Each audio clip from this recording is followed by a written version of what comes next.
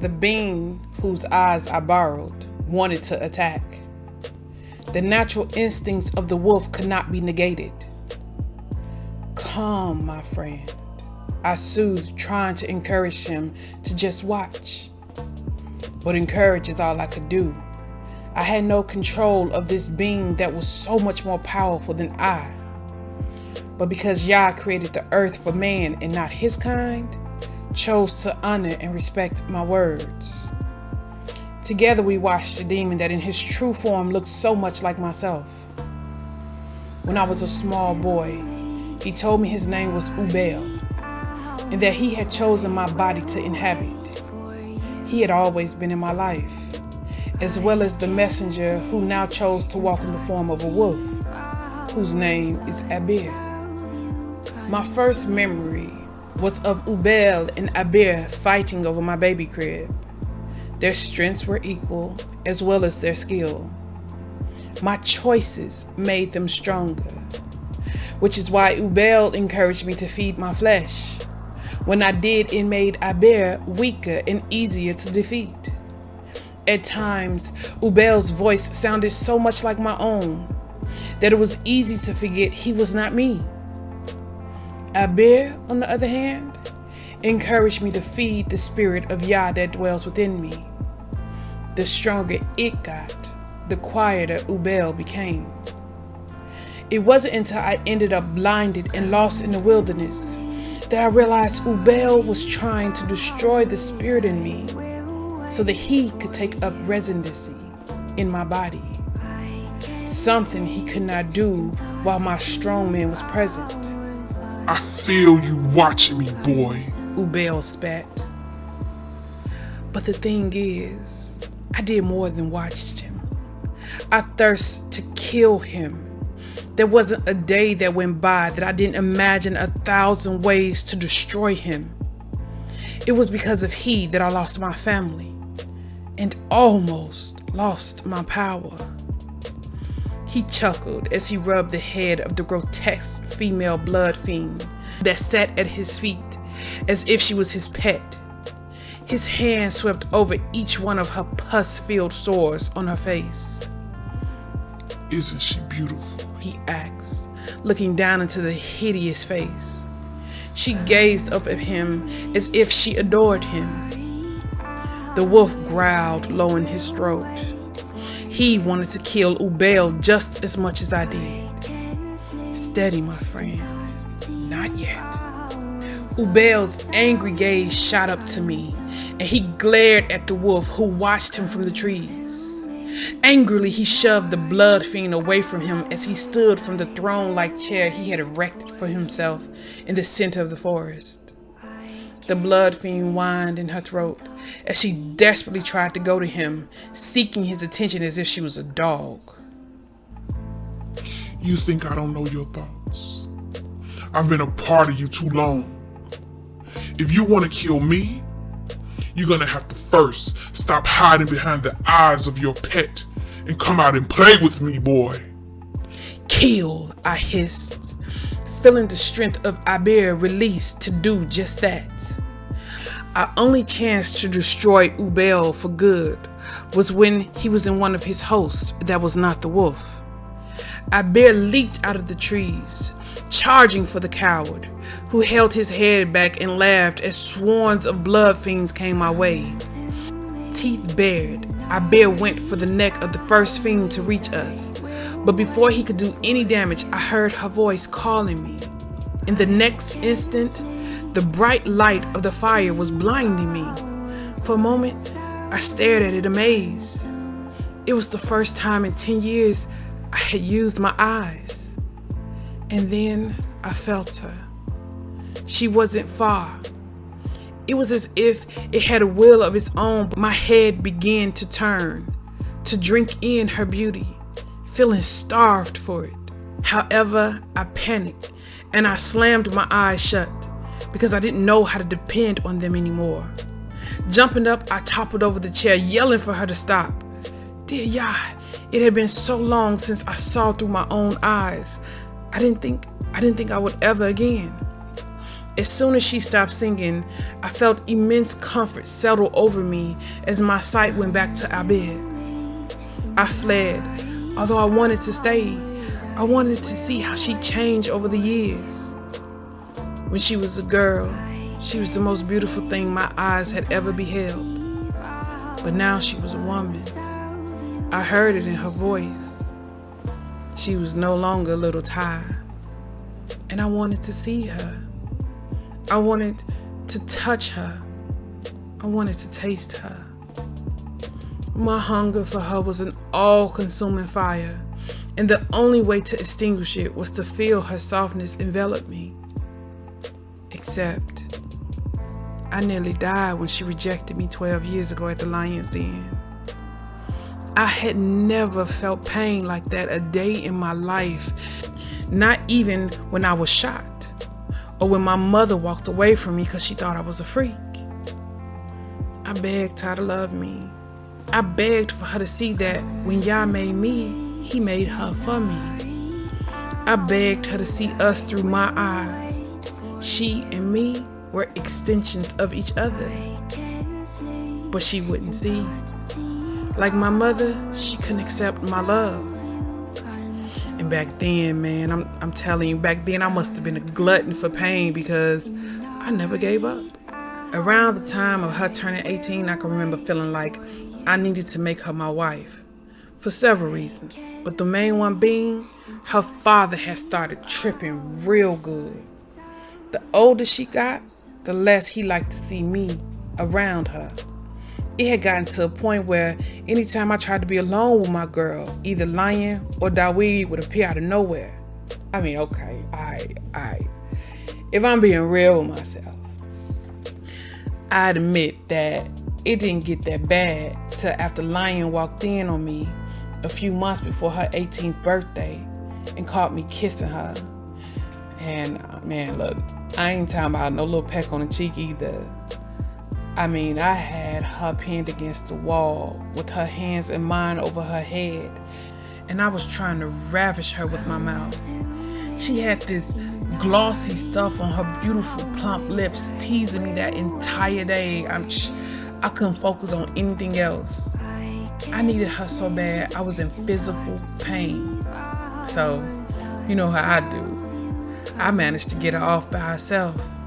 Then I pulled her in my arms and I took her sweet mouth. I remember it tasted like cotton candy. She had put up a little resistance, but only a little, before she gave in to me. And man, when she did, it was on. I was so into it that I ain't even hear Lion come up behind me. Damn, I thought that dude was gonna kill me that day. If not for Dawid stepping in between us, I'm pretty sure he would have. Anyhow, after that night, getting a moment alone with my girl had become nearly impossible. And I was addicted. That was the first time she and I had kissed for real, and I was hooked. And like any crackhead, getting her alone so that I could taste her again had become my obsession. It was not easy, but I had finally managed to do it the night she turned 18. At the time, I thought Yah had finally took pity on me because it just so happened the day before Nuria had gotten into it with Lion. I can't remember what they were fighting about, but she got so mad at him, man, she actually packed up her bags and took Griot to the lake house. She was gonna take Anataya too, but Ty didn't want to go. Of course, once Lion came back and learned that his Nuria had left him, he went after her.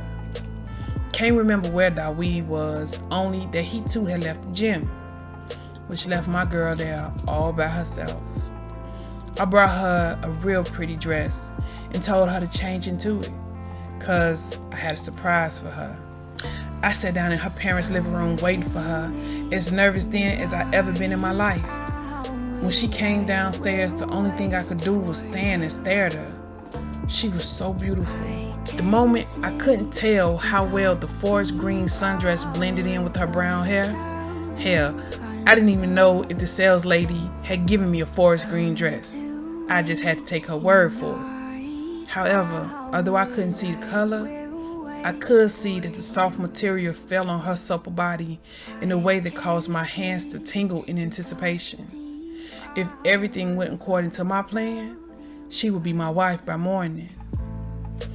"You look very beautiful, Ty," I told her, sounding like a love-sick pup.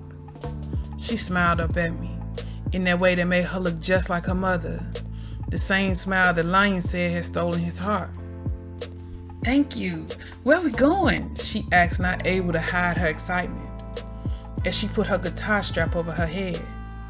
You see, my girl never went nowhere without the guitar I had bought her when she was 12, which was going to be perfect for where I was taking her tonight. "It's a surprise," I told her.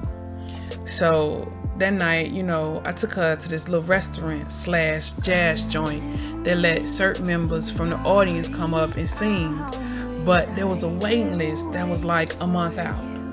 I had to pay the owner a fortune to let my Ty come up and sing at the last minute.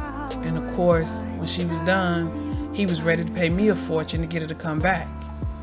Anyway, she had been so excited because that had been her first time singing on the stage.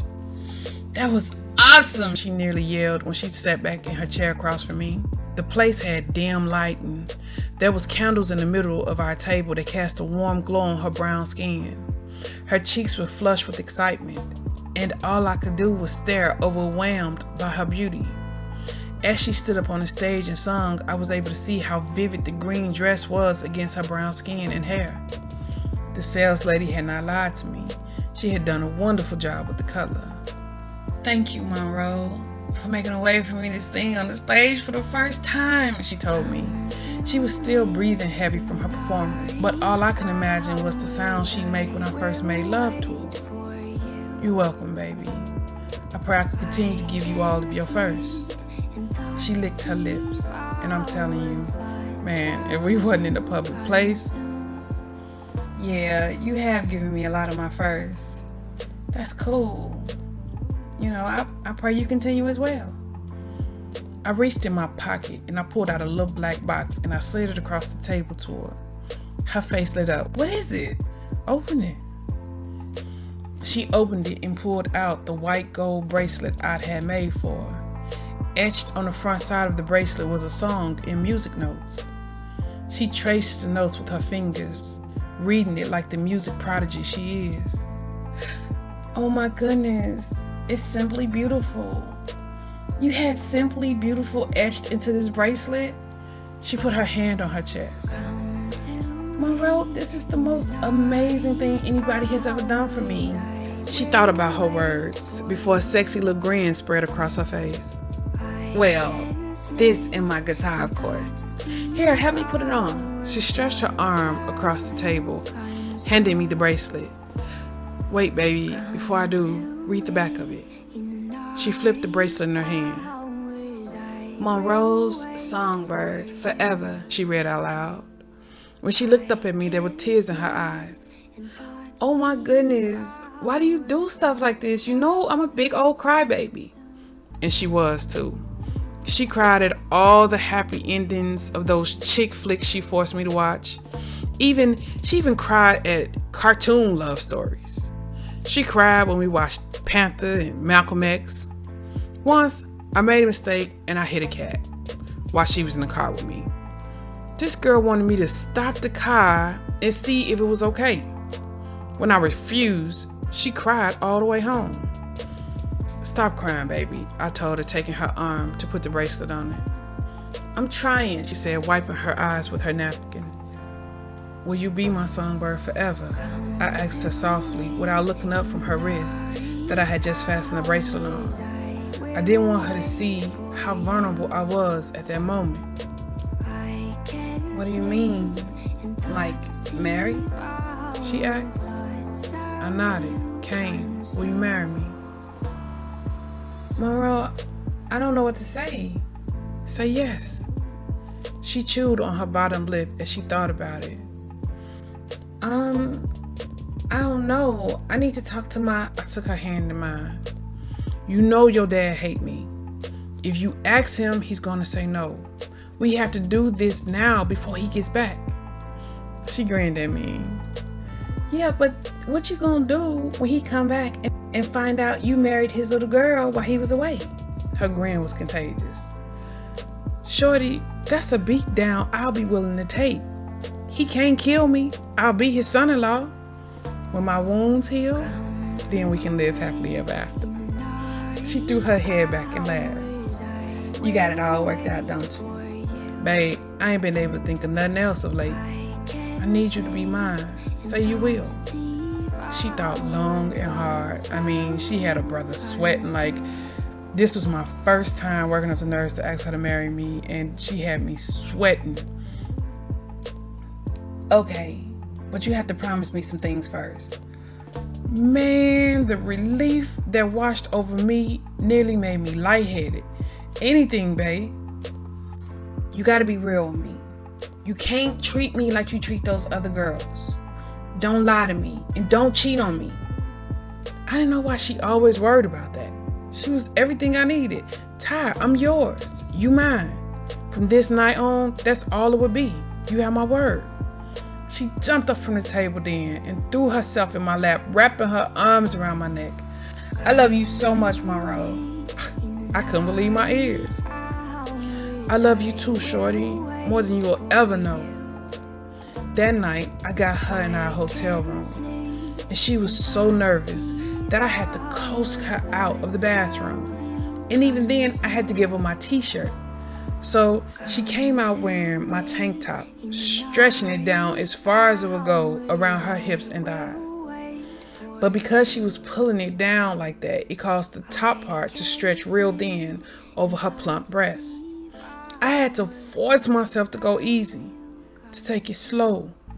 If I did to her what I felt like doing, I would probably scare the hell out of her, seeing as to how that was her first time.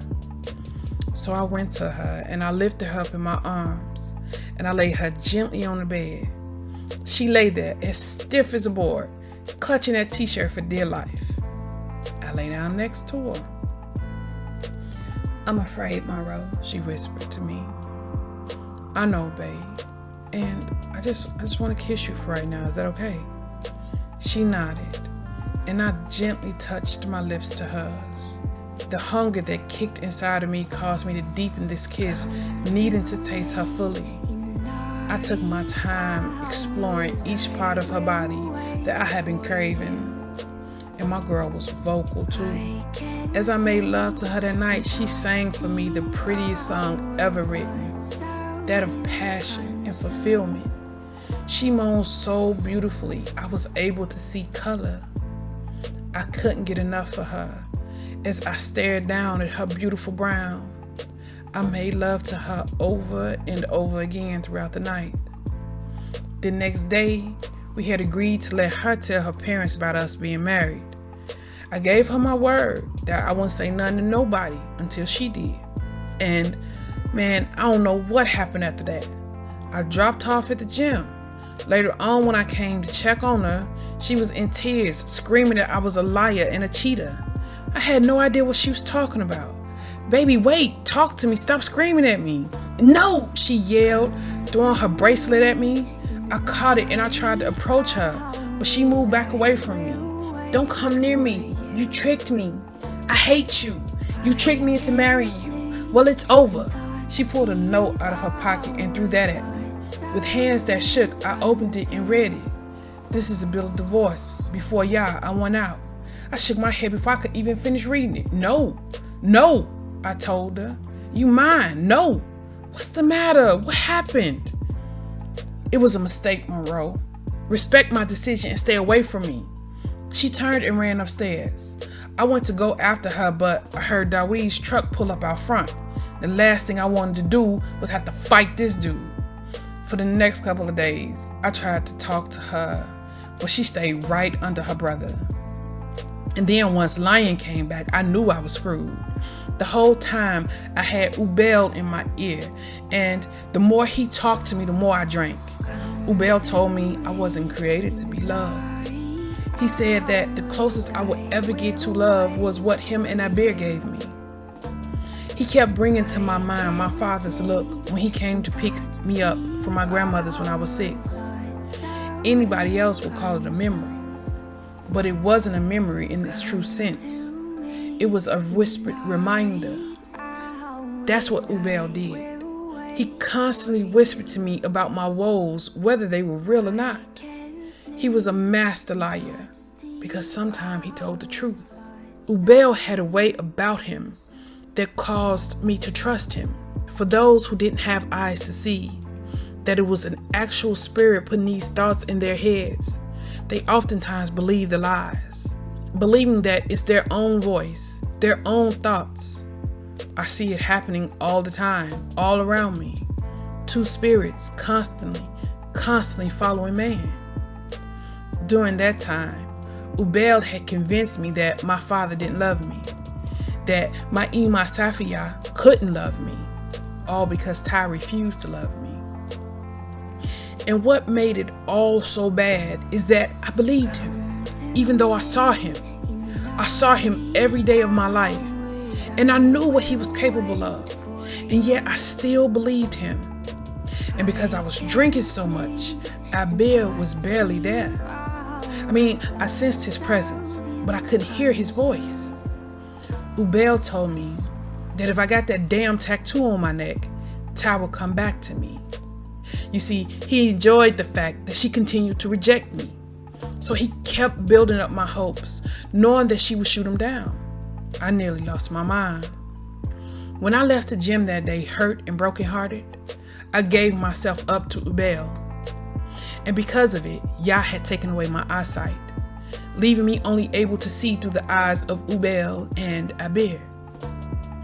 All while I hurt, I let Ubel lead me into a wasteland, a dry place that had almost killed me.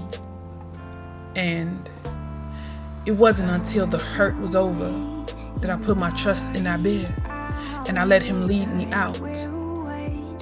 I didn't know how to see on my own anymore. And if I could, I don't think that I would.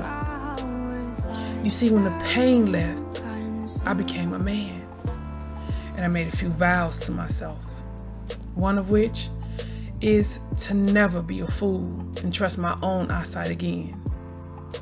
I would never trust Ubel. And when it becomes physically possible, I was going to kill him. And I will never, ever trust my heart to Anataya again.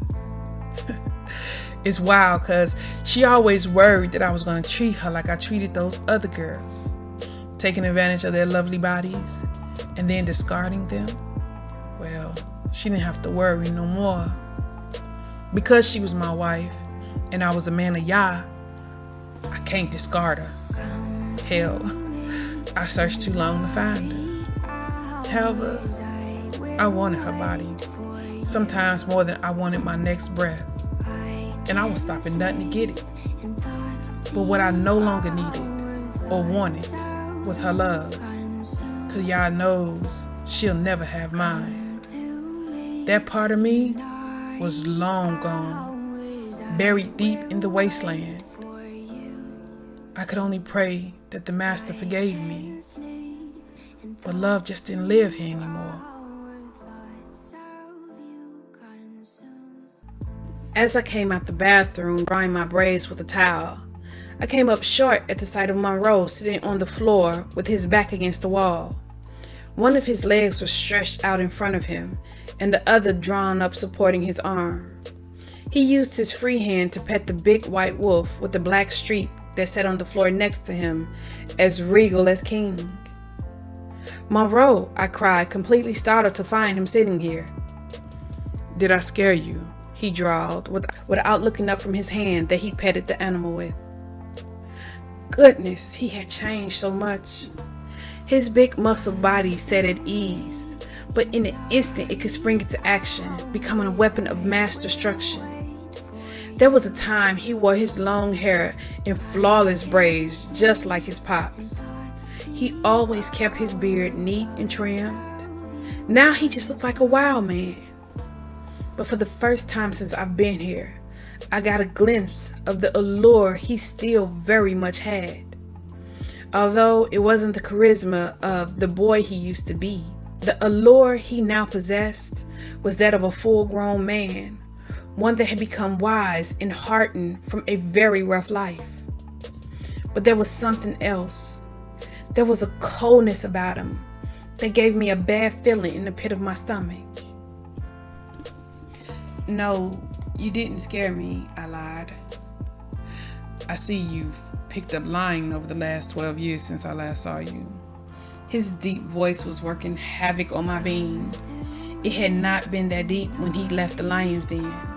And although he always talked with a drawl, it was more pronounced in his older age. I chuckled. "Brother, I done picked up a lot more than that over the last 12 years. I sat down on the mattress facing him. Dog sat on her hind legs next to me. He had not yet looked up from the wolf he was petting, and I was trying to prepare myself for those eyes of his. His gaze had always been startling, but now it was just breathtaking. "Oh yeah? Like what?" he asked softly. I looked down at his hands that rubbed through the wolf's fur, exhaling. If this was his attempt at small talk, he was failing miserably. I know he wanted something. I have been around too many men in the last 10 years not to be able to pick up on them vibes. "I'm just not the same person you remembered." My words were low. He chuckled then and lifted his head to look at me. I inhaled. The impact of his mysterious eyes doing exactly what I knew it was going to do. His gaze didn't wander like that of a blind man. He looked directly into my eyes. "Well then, that makes two of us, sweetheart." He held up his hand that rested against his raised knee. "How do you like the room?" I smiled, looking around. "I love it. It's just how I wanted a long time ago." He nodded. It was something about him that felt so wrong, and I didn't mean his eyes. He felt different, not like I was used to. Colder, so much colder. "Thank you," I continued.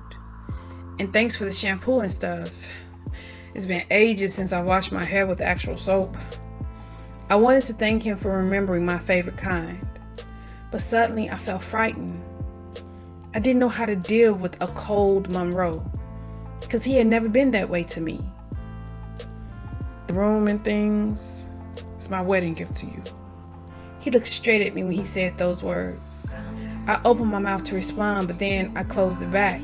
What could I possibly say to that? "I brought your bag." He gestured toward the door. "Oh, okay, great. I stood, needing to do anything else but look into those white orbs. My nerves was a wreck. Squatting down next to my bag, I opened it. For no reason at all, just needing to be doing something. What is this place, hidden away in these mountains? I thought the plague had ravaged everything and everywhere. I intentionally ignored his comment about the room being a wedding gift, choosing a safer topic. He turned to look at me, and instantly I felt hot all over. The way his knowing gaze raked up and down my body made me feel as if he could see me.